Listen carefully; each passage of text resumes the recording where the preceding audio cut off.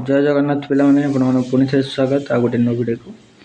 तो आज आम मैंने वीडियो मध्य आलोचना करवा युक्त 2 द्वितीय वर्ष समाज विज्ञान किसी इंपोर्टाट क्वेश्चन जो थे पे तुम मनकर रही है तुम मनकर यूनिट 4 रु आसी।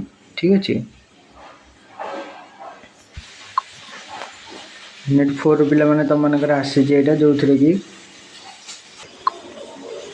पे तुम मन जाति और जनजाति समस्या गुड़िक विषय आम आलोचना करवा भिडियो मध्यम पे जदि आपण मैंने चैनल को नुआ कर देखुं ताल चैनल को सब्सक्राइब कर बेल आइकन को प्रेस कर दिंतु सांगसाथी मान पाखक आम सब वीडियो शेयर करूँ निश्चित भाव में देखिए तुम मानकर ये कौन हम परीक्षा भल हम आ चलते पिला मैंने डेरी नक जल्दी जल्दी भिडियो करवा स्टार्ट ता पूर्व जदि आपण मैंने चैनल टी भिडियोटी को पूरा शेष रु सॉरी भिडियोटी पूरा शेष पर्यंत देखिए प्रथम शेष पर्यंत देखिए। तो देख चलते डेरी नक जल्दी जल्दी भिडियो करवा स्टार्ट पे प्रथम देखा जातिर अर्थ तो मैंने बुझे यार पूर्व भिडियो जातिर अर्थ कौन ये जाति माने होउछि जन्म आधारित एक सामाजिक गोष्ठी। जाति कौन होते हैं जन्म द्वारा निर्धारित होता है जन्म निर्धारित एक सामाजिक गोष्ठी जो व्यक्तिर सामाजिक स्थिति वृत्ति विवाह आचरण जाति द्वारा निर्धारित हुए। जाति प्रणाली समाज को उच्च और निम्न भाग विभक्त करे जहाँ सामाजिक समानता पथर एक बड़ बाधा। ठीक अच्छे तापर नेक्स्ट हूँ जातिर प्रमुख समस्या गुड़िक पे देखा जातिर समस्या गुड़िक आसीगला नंबर 1 समस्या तार कौन हो जातिर समस्या गुड़िक नंबर 1 समस्या हूँ सामाजिक भेदभाव। पे आम समस्ते जाने सामाजिक भेदभाव विषय तो सामाजिक भेदभाव कौन चलो से विषय टी आलोचना करवा। जाति प्रथार सबुठारु गंभीर समस्या होउछि सामाजिक भेदभाव। पे सामाजिक भेदभाव में उच्च जाति लोक मैंने कौन करते ना निम्न जातिर लोक मान अस्पृश्यता भाव देखते माने अस्पृश्य माने स्पर्श न कर कौन अस्पृश्य कहते है जो को माने छुईबा नहीं छुआ अछुआ भेदभाव यहाँ सृष्टि होता है। अनेक स्थान रे निम्न जाति लोक मानक मंदिर प्रवेश सार्वजनिक कूओ होटेल और सामूहिक कार्य वंचित करा जायते। यह मानव मर्यादा को आघात करे। यह गोटे मनुष्य हिसाब से जदि आम करवा तो आ गोटे मनुष्य को निश्चय भाव बाधिब। तो यही सब जिन कौन करते हैं उच्च जाति लोक मान द्वारा होता है सब जिन गुड़िक नीच जाति लोक मान बहुत कष्ट दौला। यापर पे सामाजिक असमानता कौन ना जाति प्रणाली समाज रे गभीर असमानता सृष्टि करिछि। जाति प्रणाली कौन करता समाज रे विभिन्न असमानता सृष्टि करता। उच्च जातिर लोक मैंने अधिक सुविधा और संपत्ति शिक्षा सुजोग पाउथिबा बेले निम्न जातिर लोक मैंने पछरे पड़ी रहिथांती। सही असमानता सामाजिक सामंजस्य को भंग करे एवं कौन होता है जहाँफल यह कौन होता है गोटे जाति लोक मान गोटे समस्या होता है। तापर नेक्स्ट देख शिक्षा व शिक्षार अभाव 3 नंबर देचे शिक्षा व शिक्षार अभाव आ गोटे पॉइंट देला 3 नंबर पर शिक्षा शिक्षार अभाव निम्न जातिर लोक मैंने दीर्घ समय धरी शिक्षार वंचित रही था पिला माने एवं दारिद्र्य सामाजिक भेदभाव सचेतनता अभाव अनेक शिशु पढ़ा छाड़ी दे थांती। अन्य पिला माने कौन करथांती अधर पढ़ा छाड़ी दे थांती। शिक्षार अभाव जोगु से माने उन्नत चाकरी पाई पारु नथिले। तापरे आर्थिक शोषण कौन ना जाति प्रथा एक शोषण को उत्साहित करे। निम्न जाति लोक मैंने अधिकांश समय कम जरूरी रे कम मजूरी रे कठिन परिश्रम करती और जमीहीनता बेकारी ऋण जोगु से माने सुधखोर शोषण शिकार हो जाती। जहाँ रोजगार करथांती से कौन करथांती सुधखोर पाखक चली जाए तो पाखे किसी रही न था तो जहाँ बेले इन दरिद्र हो जाती। तापर नेक्स्ट पिला 5 नंबर देखा जाति आधारित हिंसा। जाति आधारित हिंसा माने जाति भीतर गोटे हिंसा आसी थाए गोटे माड़गोड़ होता जाति को नहीं अनेक समय हिंसा देखा जाए। निम्न जाति लोक मानक निज अधिकार दाबी कले उपर जाति बा उच्च जातिर लोक माने हिंसात्मक आचरण करती। यह हिंसा ସାମାଜିକ ଶାନ୍ତିକୁ ନଷ୍ଟ କରେ। ଏହି ହିଂସା ସାମାଜିକ ଶାନ୍ତିକୁ ନଷ୍ଟ କରିଥାଏ। ତାପରେ ପିଲାମାନେ 6 ନମ୍ବରରେ ଦେଖ ଗୋଟେ ବିବାହ ସାମାଜିକ ସ୍ୱାଧୀନତାର ଅଭାବ। ବିବାହ ସାମାଜିକ ସ୍ୱାଧୀନତାର ଅଭାବ କ'ଣ ନା ଜାତି ପ୍ରଣାଳୀ ଅନ୍ତର୍ଜାତୀୟ ବିବାହକୁ ଅନୁମତି ଦେଉନାହିଁ। ନିଜ ଇଚ୍ଛାରେ ବିବାହ କଲେ ଅନେକ ସମୟରେ ପରିବାର ଓ ସମାଜର ବିରୋଧ ମୁହଁ ଦେଖିବାକୁ ପଡ଼ିଥାଏ। ଏହା ବ୍ୟକ୍ତିଗତ ସ୍ୱାଧୀନତାକୁ ଦମନ କରେ। ତାପରେ 7 ନମ୍ବର ଦେଖ ରାଜନୈତିକ ଦୁରୁପଯୋଗ। ରାଜନୈତିକ ଦୁରୁପଯୋଗ କ'ଣ ନା ଆଧୁନିକ କାଳରେ ଜାତିକୁ ରାଜନୀତିରେ ଭୋଟ ବ୍ୟାଙ୍କ ଭାବରେ ବ୍ୟବହାର କରାଯାଏ। ରାଜନୀତି ନେତାମାନେ କ'ଣ କରନ୍ତି ନା ଜାତି ଆଧାରରେ ଲୋକଙ୍କୁ ବିଭକ୍ତ କରି ସ୍ୱାର୍ଥ ସାଧନ ପାଇଁ ନିଜର ଯାହା ଜାତୀୟ ଏକତାକୁ ଦୁର୍ବଳ କରେ ସେହି ସବୁ ଜିନିଷ ଗୁଡ଼ିକ କରିଥାନ୍ତି ଏବଂ ସହଜରେ ଭୋଟ ଗ୍ରହଣ କରିଥାନ୍ତି। ଯାହାଫଳରେ କ'ଣ ହୋଇଥାଏ ନା ଜାତିର ଇଏ ଗୋଟେ ସମସ୍ୟା ଉତ୍ପନ୍ନ ହୋଇଥାଏ। ଠିକ୍। ତାପରେ ପିଲାମାନେ ଦେଖିବା 8 ନମ୍ବର। ତାପରେ ପିଲାମାନେ ଏଠି ତମର ଆସିବ ଜାତି ପ୍ରଣାଳୀର ଦୂର କରିବାର ଉପାୟ।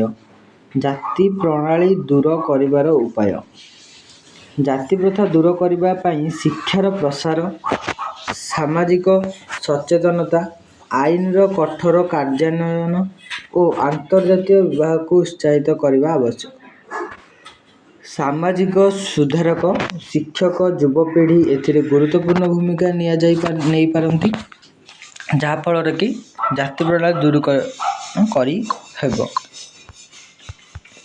ତାପରେ ପିଲାମାନେ ଜାତି ପ୍ରଣାଳୀ ଭାରତୀୟ ସମାଜରେ ଏକ ଗଭୀର ସମସ୍ୟା। ଏହା ସାମାଜିକ ଭେଦଭାବ, ଅସମାନତା, ଶୋଷଣକୁ ଜନ୍ମ ଦେଇଛି।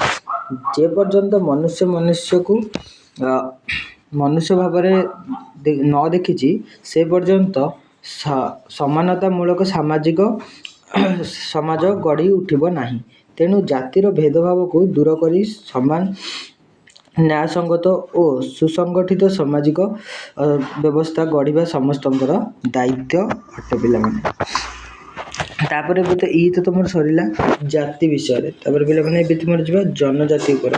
ଠିକ୍ ଅଛି। ଜନଜାତିରେ ଦେଖିବା ସେଇଭଳିଆ ଜନଜାତି ମାନଙ୍କର ସମସ୍ୟା ଗୁଡ଼ିକ। ଜନଜାତି ମାନଙ୍କର କ'ଣ ସବୁ ସମସ୍ୟା ରହିଛି ସେ ସବୁ ଦେଖିବା। ଭାରତ ଗୋଟିଏ ବିବିଧତାପୂର୍ଣ୍ଣ ଦେଶ। ଏହି ଦେଶର ସାମାଜିକ ଗଠନରେ ଜନଜାତି ମାନଙ୍କର ଭୂମିକା ଅତ୍ୟନ୍ତ ଗୁରୁତ୍ୱପୂର୍ଣ୍ଣ। ଜନଜାତିମାନେ ପ୍ରାଚୀନ କାଳରୁ ଜଙ୍ଗଲ ଓ ପାହାଡ଼ ଦୁର୍ଗମ ଅଞ୍ଚଳରେ ବସବାସ କରି ଆସୁଅଛନ୍ତି। ନିଜସ୍ୱ ସଂସ୍କୃତି, ପରମ୍ପରା ଓ ଜୀବନଶୈଳୀକୁ ରକ୍ଷା କରି ଆସୁଛନ୍ତି। କିନ୍ତୁ ଆଧୁନିକ ସଭ୍ୟତା, ଶିଳ୍ପୀକରଣ ଓ ସହରୀକରଣ ପ୍ରଭାବରୁ ଜନଜାତିମାନେ ଆଜି ଅନେକ ସମସ୍ୟାର ସମ୍ମୁଖୀନ ହେଉଛନ୍ତି। ସାମାଜିକ, ଆର୍ଥିକ ଓ ଶିକ୍ଷାଗତ ସ୍ୱାସ୍ଥ୍ୟ ସମସ୍ୟା ତାଙ୍କ ଜୀବନକୁ ପଛକୁ ଟାଣି ରଖିଛି। ପିଲାମାନେ ତାପରେ ଜନଜାତିର ଅର୍ଥ ଦେଖିବା। ଜନଜାତି ବୋଲି ଆମେ କାହାକୁ କୁହାଯାଏ? ଜନଜାତି ବୋଲି କୁହାଯାଏ ସେହି ସାମାଜିକ ଗୋଷ୍ଠୀକୁ ଯେଉଁମାନେ ନିଜସ୍ୱ ଭାଷା, ସଂସ୍କୃତି, ପରମ୍ପରା ଓ ସାମାଜିକ ନିୟମ ସହ ପ୍ରାକୃତିକ ପରିବେଶରେ ବସବାସ କରନ୍ତି। ସେମାନଙ୍କର ଜୀବିକା ପ୍ରଧାନତଃ କୃଷି, ଜଙ୍ଗଲ ଉତ୍ପାଦ ଓ ଶିକାର ଉପରେ ନିର୍ଭରଶୀଳ ଥାଏ। ସେମାନଙ୍କୁ ଆମେ ଜନଜାତି ବୋଲି କହିବା। ଜନଜାତିମାନଙ୍କର ପ୍ରମୁଖ ସମସ୍ୟା ଗୁଡ଼ିକ ଲେଖ।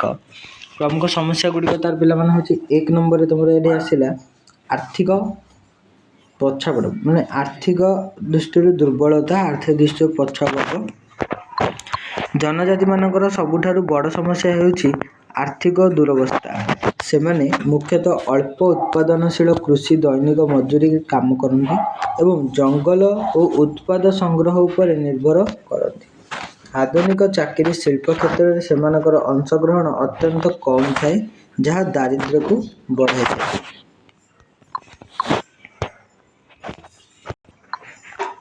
ଜମି ଓ ଜଙ୍ଗଲ ସମସ୍ୟା। 2 ନମ୍ବରରେ ଆସିଲା ଜମି ଓ ଜଙ୍ଗଲ ସମସ୍ୟା। ଜନଜାତିମାନଙ୍କର ଜୀବନ ଜଙ୍ଗଲ ଓ ଜମି ସହ ଗଭୀର ଭାବରେ ଜଡ଼ିତ। କିନ୍ତୁ ଖଣି ଉଦ୍ୟୋଗ, ବନ୍ଧ, ରାସ୍ତା ଓ ଶିଳ୍ପ ପ୍ରକଳ୍ପ ପାଇଁ ସେମାନଙ୍କୁ ଜମିରୁ ବିସ୍ଥାପିତ କରାଯାଉଛି। ଯଥାଯଥ ପୁନର୍ବାସ ଓ କ୍ଷତିପୂରଣ ନ ମିଳିବାରୁ ସେମାନେ ଜୀବିକାହୀନ ହୋଇଯାଉଛନ୍ତି। ତାପରେ 3 ନମ୍ବର ପିଲାମାନେ ଦେଖିବା ଶିକ୍ଷାର ଅଭାବ। ଜନଜାତି ଅଞ୍ଚଳରେ ବିଦ୍ୟାଳୟ, ଶିକ୍ଷକ ଓ ଶିକ୍ଷା ସୁବିଧାର ଅଭାବ ରହିଅଛି। ଦରିଦ୍ର ସଚେତନତା ଅଭାବରୁ ଅନେକ ଶିଶୁ ପଢ଼ା ଛାଡ଼ି ଦିଅନ୍ତି। ଶିକ୍ଷା ଅଭାବ ଯୋଗୁଁ ସେମାନେ ଆଧୁନିକ ସମାଜ ସହ ପ୍ରତିସ୍ପର୍ଦ୍ଧା କରିପାରୁନାହାନ୍ତି। ତାପରେ ତାଙ୍କର ସ୍ୱାସ୍ଥ୍ୟ ସମସ୍ୟା ରହିଛି। ଇଏ ବି ତାଙ୍କର ଗୋଟେ ସମସ୍ୟା। ସ୍ୱାସ୍ଥ୍ୟ ସମସ୍ୟା ହେଉଛି ଜନଜାତି ଅଞ୍ଚଳରେ ସ୍ୱାସ୍ଥ୍ୟ ସେବା ଅତ୍ୟନ୍ତ ଅପର୍ଯ୍ୟାପ୍ତ। ଡାକ୍ତରଖାନା, ଡାକ୍ତର ଓ ଔଷଧ ନଥିବାରୁ ମ୍ୟାଲେରିଆ, କ୍ଷୟ, ଅପୋଷଣ ଭଳି ରୋଗ ଅନେକ ଲୋକରେ ପୀଡ଼ିତ ହୁଅନ୍ତି ଏବଂ ଶିଶୁ ଓ ମାତୃ ମୃତ୍ୟୁ ହାର ମଧ୍ୟ ସେଠାରେ ଅଧିକ ଦେଖାଯାଇଥାଏ। ଏହାପରେ ସାମାଜିକ ଶୋଷଣ ପିଲାମାନେ 5 ନମ୍ବର ଆସିଲା ସାମାଜିକ ଶୋଷଣ। ଜନଜାତିମାନେ ପ୍ରାୟ ସମୟରେ ସୁଦଖୋର, ଠିକାଦାର ଓ ବ୍ୟବସାୟୀଙ୍କ ଦ୍ୱାରା ଶୋଷିତ ହୁଅନ୍ତି। ଅଜ୍ଞାନ ଓ ଅଶିକ୍ଷା କାରଣରୁ ସେମାନେ ନିଜ ଅଧିକାର ବିଷୟରେ ସଚେତନ ନୁହନ୍ତି। ତାପରେ ପିଲାମାନେ ସାଂସ୍କୃତିକ ଅବକ୍ଷୟ। ସାଂସ୍କୃତିକ ଅବକ୍ଷୟ କ'ଣ? ଆଧୁନିକ ସଭ୍ୟତାର ପ୍ରଭାବରେ ଜନଜାତିମାନଙ୍କର ପାରମ୍ପରିକ ଭାଷା, ନୃତ୍ୟ, ସଙ୍ଗୀତ, ପୋଷାକ ଧୀରେ ଧୀରେ ନଷ୍ଟ ହେଉଛି। ଯୁବପିଢ଼ି ନିଜ ସଂସ୍କୃତିକୁ ଛାଡ଼ି ସହରୀ ଜୀବନକୁ ଆକର୍ଷିତ ହେଉଛନ୍ତି। ସେମାନେ ଆସ୍ତେ ଆସ୍ତେ ଡେଭଲପମେଣ୍ଟ କରୁଛନ୍ତି। ତାପରେ ରାଜନୈତିକ ହିସାବରୁ ସେମାନେ ପଛରେ ରହିଯାଇଛନ୍ତି। ଇଏ ତମର ଗୋଟେ ସମସ୍ୟା। ଜନଜାତିମାନଙ୍କର ରାଜନୈତିକ ସଚେତନତା କମ୍। ତାଙ୍କ ସମସ୍ୟା ନିରାକରଣ ପାଇଁ ସେମାନଙ୍କର ପ୍ରତିନିଧିତ୍ୱ ଯଥେଷ୍ଟ ନୁହେଁ। ଏହା ତାଙ୍କ ଉନ୍ନତିକୁ ବାଧା ଦେଇଅଛି। ତ ସେମାନଙ୍କ ମଧ୍ୟରୁ ମଧ୍ୟ ଏବେ କ'ଣ ଜଣେ ପ୍ରତିନିଧି ହେବା ଦରକାର। ଏହାପରେ ପିଲାମାନେ ସରକାରୀ ପ୍ରୟାସ। ସରକାରଙ୍କ ତରଫରୁ ପ୍ରୟାସ। ସରକାର ଜନଜାତିମାନଙ୍କ ପାଇଁ ଶିକ୍ଷା, ଆବାସ, ସ୍ୱାସ୍ଥ୍ୟ ଓ ଆର୍ଥିକ ଉନ୍ନତି ନିମନ୍ତେ ବିଭିନ୍ନ ଯୋଜନା ନେଇଅଛନ୍ତି। ଜଙ୍ଗଲ ଅଧିକାର ଆଇନ, ଆରକ୍ଷଣ ବ୍ୟବସ୍ଥା ଓ ବୃତ୍ତି ଯୋଜନା ଏହାର ଉଦାହରଣ। କିନ୍ତୁ ସଠିକ୍ କାର୍ଯ୍ୟାନ୍ୱୟନ ଅଭାବରୁ ଆଶାକୃତ ଫଳ ମିଳୁନାହିଁ।